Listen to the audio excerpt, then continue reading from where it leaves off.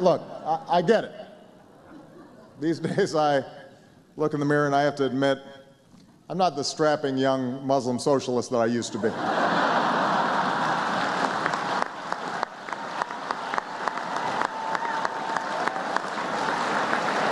Time passes, get a little gray.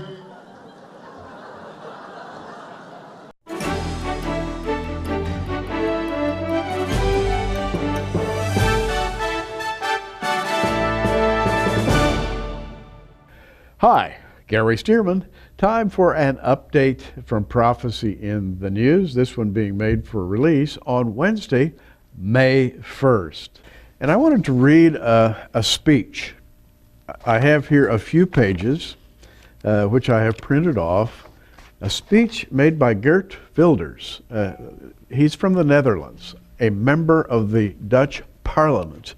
And he spoke recently at the party, as a representative of the Party for Freedom from the Netherlands. He spoke in New York, introducing what's called the Alliance of Patriots and announcing a conference to be held in Jerusalem called Facing Jihad. Now, jihad, as I understand it, at this point in time, is basically it is a battle cry.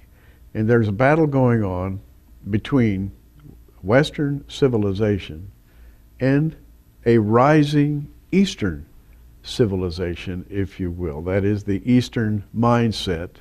And jihad is the focal idea of Islam. That is to completely overthrow and to replace Western civilization. Now, Geert Wilders comes from the Netherlands, and you'll be interested in what he has to say. He said, "Thank you very much for inviting me to speak this evening. I come to America with a mission. All is not well in the old world. There's a tremendous danger looming, and it's very difficult to be optimistic. We might be in the final stages of the Islamization of Europe," he says.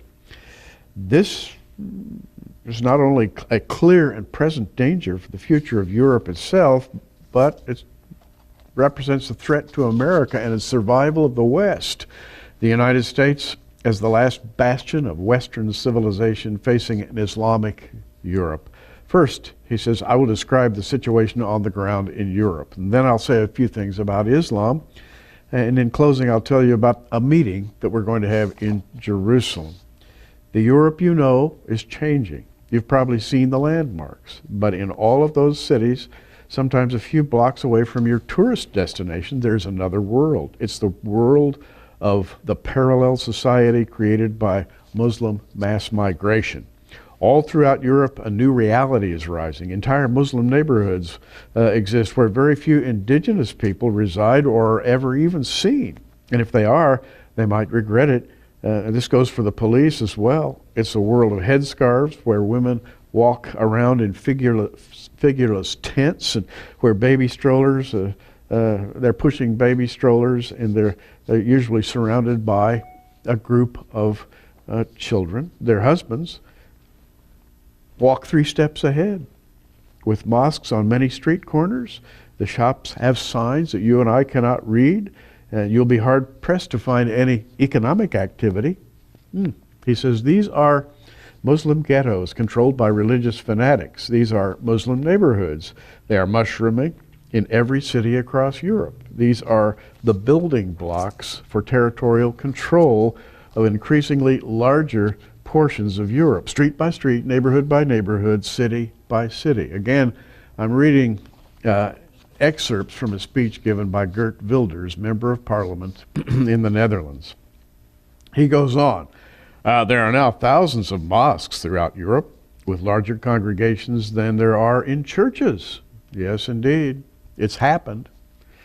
And in every European city, there are plans to build super mosques that will dwarf every church in the region. Clearly, the signal they are sending is, we rule. Many European cities are already a quarter Muslim. Just take Amsterdam, Marseille, and Malmö in Sweden. In many cities, the majority of the under 18 population in these cities is Muslim. Paris is now surrounded by a ring of Muslim neighborhoods. Mohammed is the most popular name given to boys in many cities in France. In some elementary schools in Amsterdam, the farm can no longer be mentioned because that would mean mentioning the pig, and that would be an insult to Muslims. Many state schools in Belgium and Denmark only serve halal food, and that's Muslim-approved food, to pupils. In once tolerant Amsterdam, gays are beaten up almost exclusively by Muslims. Non-Muslim women routinely hear "whore, whore" as they walk down the street. Satellite dishes are not pointed to local television stations, but to stations in the country of origin in the Middle East. In France, school teachers are advised to avoid authors deemed offensive to Muslims, including Voltaire, Diderot. The same is true of Darwin, and of course, those would be secular authorities.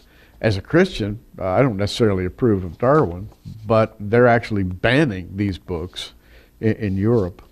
The history of the Holocaust can no longer be taught because of Muslim sensitivity. In England, Sharia courts are now officially part of the British legal system. Many neighborhoods in France are no-go areas for women without headscarves. Last week, a man almost died after being beaten up by Muslims in Brussels because he was drinking during Ramadan. Jews are fleeing France in record numbers on the run from the worst wave of anti-Semitism since World War II. French, by the way, is now commonly spoken on the streets of Tel Aviv and Netanya because of the exodus of the Jews from France back to Israel. He says, I could go on and on forever with stories like this, stories about Islamization. He goes on in this speech saying, a total of 54 million Muslims now live in Europe. San Diego University recently calculated that a staggering 25% of the population in Europe will be Muslim just 12 years from now. Bernard Lewis has predicted a Muslim majority by the end of this century. And he says, now these are just numbers. And the numbers would not be threatening if the Muslim immigrants had a strong desire to assimilate, but there are few signs of that. The Pew Research Center reported that half the French Muslims will see their loyalty to Islam as greater than their loyalty to France. 1/3 of French Muslims do not object to suicide attacks, for example. The British Center for Social Cohesion reported that 1/3 of British Muslim students are in favor of a worldwide caliphate. Muslims demand what they call respect. And this, he says, is how we give them respect. We have Muslim official state holidays. Well, he goes on, and this speech is many, many pages long. I don't have time to read the whole thing. I think you get the idea. The idea that's running all the way through this speech is that Europe is losing its liberty. You know, people love freedom. I think probably the greatest, the deepest desire in the heart of man is for freedom. He concludes this speech by saying, dear friends, liberty is the most precious of gifts. My generation never had to fight for this freedom. It was offered to us on a silver platter by people who fought for it with their lives all throughout Europe. American cemeteries remind us of the young boys who never made it home and whose memory we cherish. He says, my generation does not own this freedom. We are merely its custodians.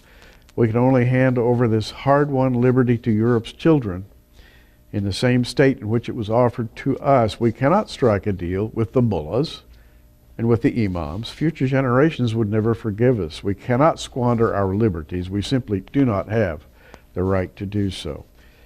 We have to take the necessary action to stop Islam. And he goes on to the conclusion of the speech. Geert Wilders, Dutch parliamentarian, speaking on what's happening in Amsterdam and the environs in the Netherlands today. By the way, I've spoken with British pastors and had some of them here on Prophecy in the News. They say the same thing about Britain. And by the way, it's heading in our direction too. There is a battle to preserve Western civilization. Western civilization, and I don't care who says otherwise, Western civilization is built around principles that we find in Christianity. The morality, the ethics, the history, the love of liberty, all found in Western civilization, all found particularly in the environs where Christianity forms the basis of social interaction. The war is on. Are you ready for it? Yeah. Better be. You know, things are getting rough around the world. Morally, things are getting rough around the world in terms of